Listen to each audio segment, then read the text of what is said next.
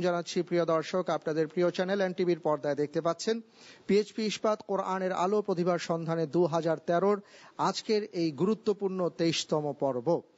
দর্শক, আজকের পর্বের শেষ প্রতিযোগী আমাদের মাঝে এখন আসবে বিবাড়িয়ার ছোট্ট বন্ধু হাফেজ ইমদাদুল্লাহ। এসো কোরআনের আঙিনায়, এসো শান্তির মোহনায়।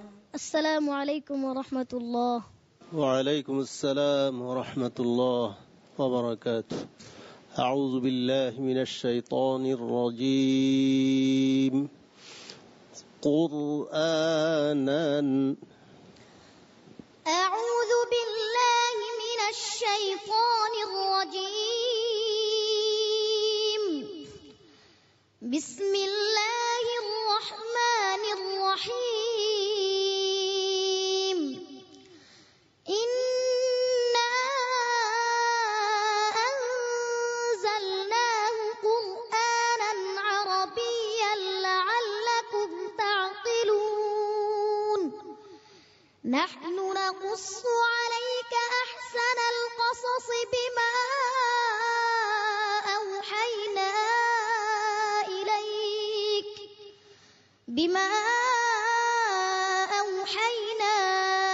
إليك هذا القرآن وإن كنت من قبله لمن الغافلين. وكذلك أنزلناه قرآنا عربيا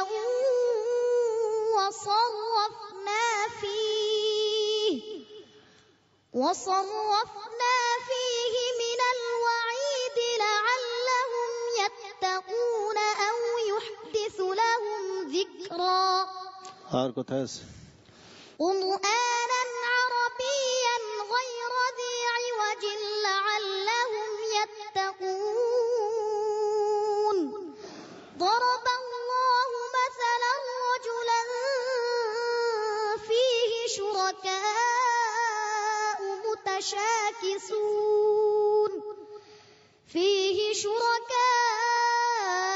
متشاكسون ورجلا سلما لرجل. كتاب فصلت آياته قرآنا عربيا لقوم يعلمون بشيرا ونذيرا فأعرض أكثرهم فهم لا يسمعون. وكذلك أوحينا إليك قرآنا عربيا لتنذر أم القرى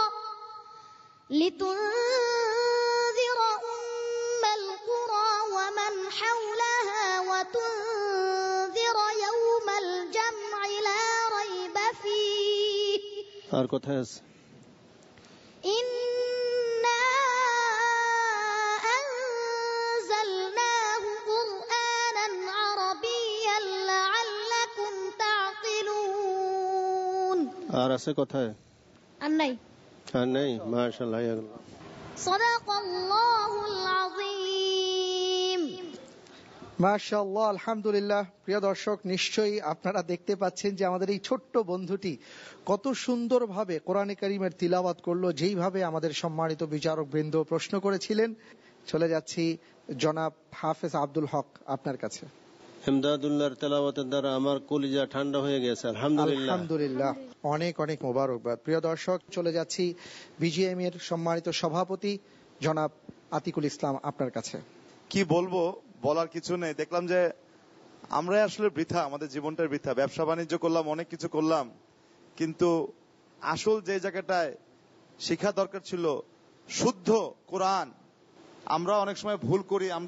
আমরা তো যারা হাতে জানা তো কয়েকটি সূরাই আমরা জানি, এগুলোর মধ্যে আমরা ভুল করি। আর আল্লাহর রহমতে 30 পারা কোরআনের মধ্যে সে কনফিডেন্টলি তারা বলে দিচ্ছে, উস্তাদ যে নিয়ে আছেন আপনিও বলে দিচ্ছেন, আর আছে কি না আছে ও বলছেন না, সে দাঁড়িয়ে আছে এভাবে কনফিডেন্টলি। আলহামদুলিল্লাহ। অনেক অনেক ধন্যবাদ। প্রিয় দর্শক, এবার আমরা চলে যাচ্ছি আমাদের সম্মানিত বিশেষ অতিথি পিএইচপি গ্রুপের চেয়ারম্যান মোহতারাম আলহাজ সুফি মিজানুর রহমান। আল্লাহর জিকিরের সাথে আমরা যদি নবীজির জিকিরকে সংযুক্ত না করি তাহলে কিন্তু আমাদের জিকির পরিপূর্ণতা লাভ করবে না। কারণ আমাদের ইমানে, আমাদের নামাজে, আমাদের আকামতে, আমাদের আজানে, আমাদের তাশাহুদে, এই জীবনের সমস্ত ইবাদত বন্দিকে আল্লাহ পাক রব্বুল আলামিন নবীজির নামকে আল্লাহর সাথে সংযুক্ত করে দিয়েছেন। সুতরাং আমি আমার আজকে শেষ এই অনুষ্ঠানের শেষ মুহূর্তে আমার নবীজির আজমত শান সম্বন্ধে ছোট্ট একটু নাতে রসুল গিয়ে আমার কথা শেষ করব। আয়ে ইশকে নবী মেরে দিল মে ভি সমা জানা, আয়ে ইশকে নবী মেরে दिल में भी समा जाना, मुझको भी मोहम्मद का दीवाना बना जाना। कुदरत की निगाहें भी जिस चेहरे को तकती थी, उस चेहराए अनवर का दीदारे करा जाना। ऐ इश्क़ नबी मेरे दिल में भी समा जाना। قد نرى تقلب وجهك في السماء فلنولينك قبلة ترضاها فول وجهك شطر المسجد الحرام। আমার বাচ্চা ইমদাদুল্লাহ যখন তেলাওয়াত করতেছিল ইউসুফ, আমার মনে হয়েছিল তার যে রিদিম ছিল, পড়ার মধ্যে যে সুরের লহরী ছিল, মনে হচ্ছিল যে কোরআনুল কারীম নুজুল হচ্ছে। সুবহানাল্লাহ। আল্লাহ আমাদের এই সন্তানদেরকে আপনি কবুল করুন, আমিন। তাদের এই কোরআনের আলোতে সারা বিশ্বকে আপনি আলোকিত করুন, আমাদেরকে হেদায়েত দান করুন, দোনো জাহানের পরিপূর্ণ কামিয়াবি দান করুন। মুরব্বিয়ানে কেরাম, পিএইচপি গ্রুপ গত 5 বছর থেকে মাশাআল্লাহ আল্লাহর দয়া মেহেরবানিতে এই অনুষ্ঠানের সাথে সম্পৃক্ত আছে। এই বাচ্চা ইউসুফ একদিন সকালবেলা আমার সাথে গেলেন আমাদের বাসায় চট্টগ্রামে। আমার সাথে কোনো জানা নাই, শোনা নাই, পরিচয় নাই, কোনো টেলিফোন নাই, এমনি গিয়ে উঠছে। তো আমি চিন্তা করলাম যে কেন ওরা আসছে, আমাকে বললো এই প্রস্তাব। ফরচুনেটলি আমাদের কোম্পানির আমার আল্লাহ 7 ছেলে আছে হুজুর। 7 ছেলের মধ্যে 1-2 জন যে ভাইস চেয়ারম্যান এবং ম্যানেজিং ডিরেক্টর, ওরা গিয়ে ফরচুনেটলি ওই সময় মানে আনশিডিউল ওইখানে হচ্ছে। আরো সারপ্রাইজিং, আমাদের যে মার্কেটিং ডিরেক্টর আছে খুলনার মোস্তফা আইসা ওইখানে হাজির হয়েছে, আনশিডিউল, কোনো প্রোগ্রাম নাই। এটাই হুজুর মনে রাখবেন যে আল্লাহর মর্জি মতো কোনো যখন কাজ আল্লাহই করেন, সৎ কাজ, সুন্দর ভাবনা বাস্তবায়িত হবেই। কারণ এর সাথে মহাশক্তি বিধাতার করুণার স্রোত দ্বারা মিশ্রিত থাকে। কোন ভালো কাজ পৃথিবীতে আনফিনিশ থাকে না। আল্লাহর কুদরত থেকে এটাকে কবুল করেন। এই বাচ্চা ইউসুফ গেল। আমি তো বলি ইউসুফ এই কোরআনের আলো, প্রতিভার আলোককে কলম্বাস অফ কোরআনের আলো আমি বলতে চাই। Thank you. আল্লাহর কাছে শুকর, আমার ছেলেরা আমাদের মার্কেটিং ডিলার সাথে সাথে আমাকে ফুল সাপোর্ট দিল। তারপরে ইনশাআল্লাহ আমাদের যাত্রা শুরু হলো। দোয়া করবেন কিয়ামত পর্যন্ত ইনশাআল্লাহ আমরা যেন এই প্রোগ্রামকে চালু, জারি এবং আমিন আমিন সুম্মা আমিন সুম্মা আমিন। আপনি চালিয়ে যান, আপনার সাথে ইনশাআল্লাহ আমরাও আছি। মাশাআল্লাহ মাশাআল্লাহ মারহাবা। এই বলে বক্তব্য শেষ করছি। এবং সেই সাথে সাথে সাকিব যে সুন্দর কথা বললেন, আমরা সবাই জানি সাকিব একটা অন্য জগতের, কিন্তু আসলে স্যার কোরআনের জগতে চলে আসবে ইনশাআল্লাহ। এটা হলো আসল জগৎ, কিন্তু এটাই হলো আসল জগৎ। আমরাও যেরকম আমরা ব্যবসায় জগতে আমরা আছি, আমরা পোশাক জগতে আমরা আছি, উনি ওনার পিএসপি ইস্পাত জগতে আছে, সাকিব আছে একটা ছোট ভাই চলচ্চিত্র জগতে। কিন্তু আসল জগৎ হলো এটাই। আমি প্রথমে বলেছি এটা একটা আল্লাহর একটি নিয়ামত। জি স্যার, একটি আল্লাহর নিয়ামত। আল্লাহ সবাইকে কোরআন হাফেজ করেন না আল্লাহ তাআলা। সুতরাং আমরা মনে করি এইটা থেকে আমাদের শিক্ষা নিতে হবে আমাদের কোরআনের আমাদের সুন্নাহ মোতাবেক আমাদের চলতে হবে এই বলে আমি বক্তব্য শেষ করছি। আসসালামু আলাইকুম ওয়া রাহমাতুল্লাহি ওয়া বারাকাতুহু। ওয়ালাইকুম আসসালাম ওয়া রাহমাতুল্লাহি ওয়া বারাকাতুহু। অনেক অনেক মোবারকবাদ আপনাদের এই চমৎকার বক্তব্যের জন্য, এবং আমরা আশা করছি আপনাদের এই কথাগুলো আমরা সবাই মেনে চলতে পারলে আমাদের পথের পাথেয় হবে। আপনাদেরকে অনেক মোবারকবাদ। এবার আমরা চলে যাচ্ছি, আমাদের আরো একজন বিশেষ অতিথি আছেন, জনাব শাকিব খান। আপনার কাছে জানতে চাইবো, এই যে হাফেজ এমদাদুল্লাহ ছোট্ট বন্ধুটি যে তিলাওয়াত করলো, আপনার কেমন লাগলো, অনুভূতিটা কি? এমদাদুল্লাহর দিকে তাকালেই মনে হবে যে ওর চেহারায়, এই যে ছোট্ট শিশুটির দিকে তাকালে মনে হবে, যে কারোই মনে হবে যে আল্লাহর খাস রহমত ওর উপরে বর্ষিত আছে।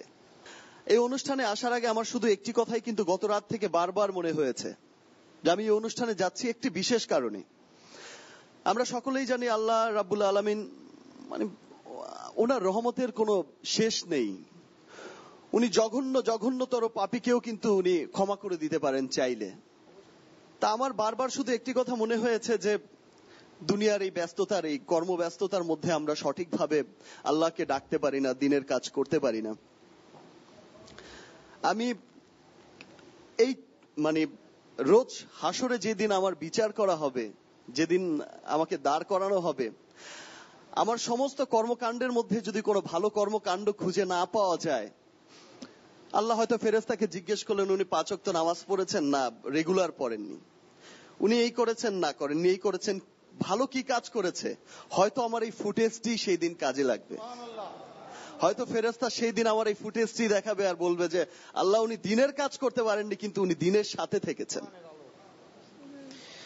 কোরআনের আলো এই অনুষ্ঠানে উনি থেকেছেন।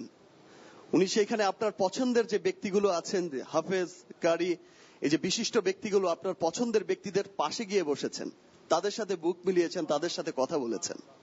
এই উসিলায় হয়তো সেদিন আমি ক্ষমা পেয়ে যেতে পারি। আমার এই অনুষ্ঠানে আসার পেছনে কিন্তু এটাই সবচেয়ে বড় কারণ। ধন্যবাদ সকলকে, বিশেষভাবে ধন্যবাদ জানাই আপনাদের সকলকে, যারা সম্মানিত বিচারক এখানে বসে আছেন। এক একজন আপনাদের আসলে শ্রদ্ধা জানানোর ভাষা আমার নেই। এক একজন বুজুর্গ ব্যক্তি, আপনাদের সাথে মুসাফা করাও অনেক ভাগ্যের ব্যাপার হয়।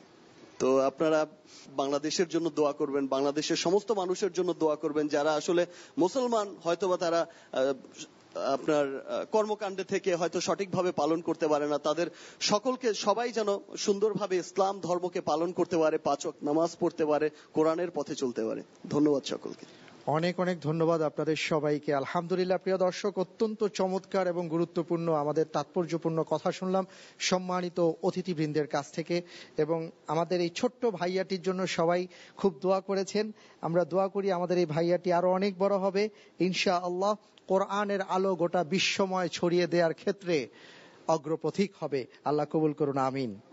এসো কোরআনের আঙিনায়, এসো শান্তির মোহনায়। প্রিয় দর্শক, নিচ্ছি ছোট্ট একটা বিরতি, ফিরে আসছি একটু পর, আমাদের সাথেই থাকুন। পিএইচপি কোরআনের আলো, পিএইচপি কোরআনের আলো।